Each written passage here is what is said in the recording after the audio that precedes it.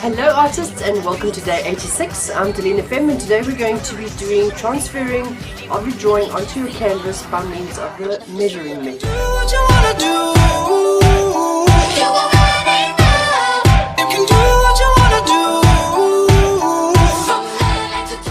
So I've been doing this drawing onto this canvas this afternoon by means of the measuring method, and it took me exactly an hour to do it, so it's quite a quick method. But what I'm going to do now is I'm going to run through step by step exactly how it's done and why it might be a good idea to use different measurements for different photographs. So let's begin. The nice thing about this particular drawing is that the face is really square onto the camera, so the eyes line up nicely. So to start off with, what I did was I drew a line through the eyes from the outside corners and right up to the edge of the canvas, and then I measured from the top right hand corner down to the red line, and then from the top left hand corner down to the red line, got my measurement. I had a factor of 1.25, so I multiplied all my measurements by 1.25 as I was going along. But then it was simply a case of transferring those measurements onto the canvas and drawing the lines across. Now also, because the face was nice and square onto the camera, the line going under the nose and then subsequently through the corners of the lips are really nice and parallel to the line that was going through the eyes. So from that point of view, it was actually really non-complicated. I don't want to say simple. It was a pretty uncomplicated way of measuring it. So those first three lines are doing exactly the same thing, measuring from the corner down.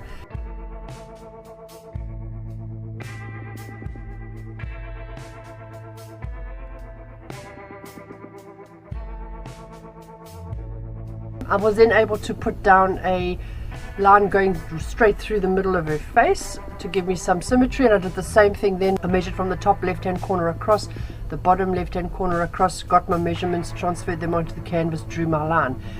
From here it's really simply a matter of measuring from the center line out to whatever point I was looking for. In this case now I'm busy doing the corners of the eyes, the outside corners of the eyes. So I measure from the center line to the outside corner, multiplied by my factor of 1.25 in this case. Yours might be different. And then I went and plotted in the outside corner of the eyes, and then from the outside corner measured the inside corner and plotted those in.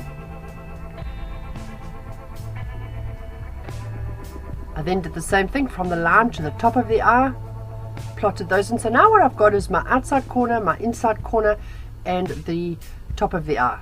I haven't worried about the bottom of the eye because the bottom of the eye is slightly below the line, so I can plot that in relatively easily. The nose, I did the same thing. I measured from the center line to the outside of the nose flare, and then from the lower line to the top of the nostrils. The lips, again exactly the same procedure, from the center line to the corners of the mouth, and from the line crossing through the mouth up to the top of the lip, the top lip, and the bottom of the bottom lip. Now it's just a case of joining the dots. I'm just drawing the eye in at the moment, joining the dots to the inside to the outside. I go down to the nose. Now at this stage it really looks a little bit spooky because there's not a lot of features involved, but I'm just plotting in the positioning of the features at this point.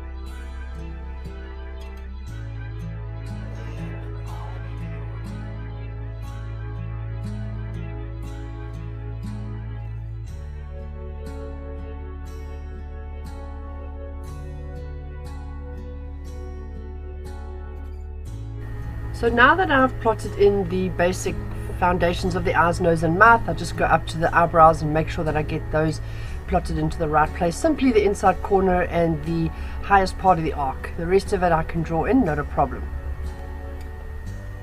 And then I go on to the outside marks of the face. So that is just measuring from the outside of the canvas to where the line meets the face, drawing in a little line, and then it's just a case of joining the dots, plotting in the shape of the face to meet those dots.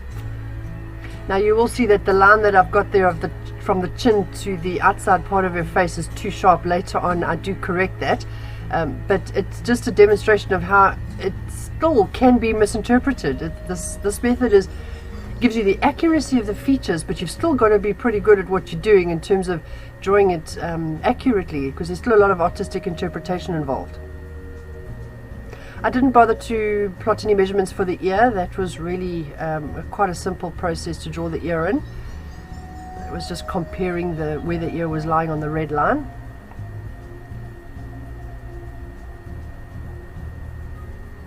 But now that I've got all the measurements, and now I pretty much ignore any of the lines, they're not important anymore, and I start to draw in where the hair goes and the features and finer detail, and I'll start to do some shading. Now that is my way of doing it, folks. I like to shade quite heavily on the canvas before I start painting. And I think a lot of reason for that is because when you do your underpainting now, your drawing is still going to show through, and if you do a lot of detail in your underdrawing before you do your underpainting, then it allows you to skip, if you're going to do classical painting, it allows you to skip the brunette layer, number one. Number two, if you're going to be doing more contemporary work, then it tends to encourage you not to paint in the lines. We tend to, if we've just got lines that we're going to be following, then it's psychologically, we want to paint within the lines, and our painting can look quite staid. Doing the full drawing on the canvas with lots of lots of tone and stuff, it just helps me psychologically to break away from that wanting to color in between the lines, and it just gives the drawing a little bit, or the painting, the end result, a little bit more of an alive look about her, and less illustrated, I would imagine. And from here I'm just filling in the detail, keeping a piece of paper under my hand because I keep smudging the pencil. I'm working in pencil at this point. A little later on I do change over to charcoal, but now I'm still needing quite a fine point to get the detail in, so I'm still keeping to the pencil at this point.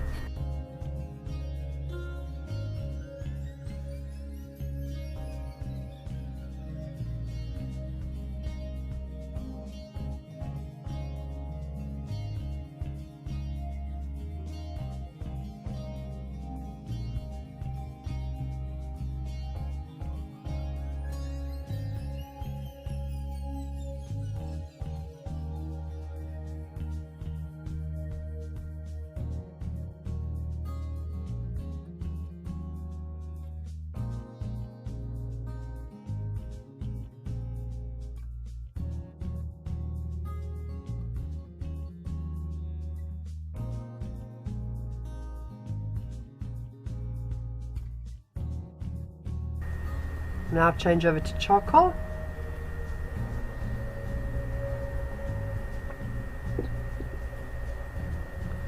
You could of course do the entire drawing in pencil or the entire drawing in charcoal. I just like the nice deep dark tones that the charcoal gives you in relationship to the lighter tones of the pencil. I prefer to work with charcoal on my canvas.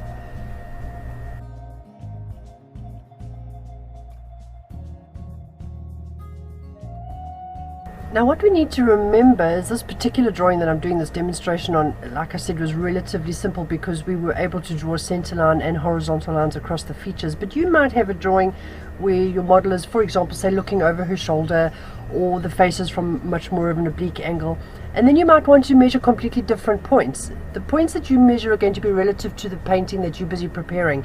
You would plot any points. It could be corners of the eyes, it could be sides of the face, it could be a particular dimple on her cheek, or whatever the case may be. Whatever is relative to your painting, those are the points that you plot, and it really doesn't matter what those points are, as long as they're points that will help you get good proportion in your work.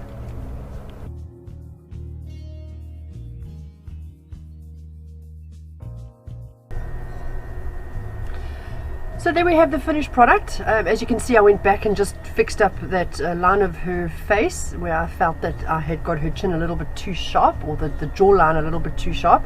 So I did fix that. But that was the only thing that I really had to go back and correct afterwards. The plotting of the features gives you a really, really good, accurate base to work from. And it just simplifies the whole thing. So that's the finished product, and she's now ready to be painted. Artists, we've now covered the 3 ways that I use to teach new artists how to transfer the drawing onto canvas: the grid method, the sighting method, and the measuring method.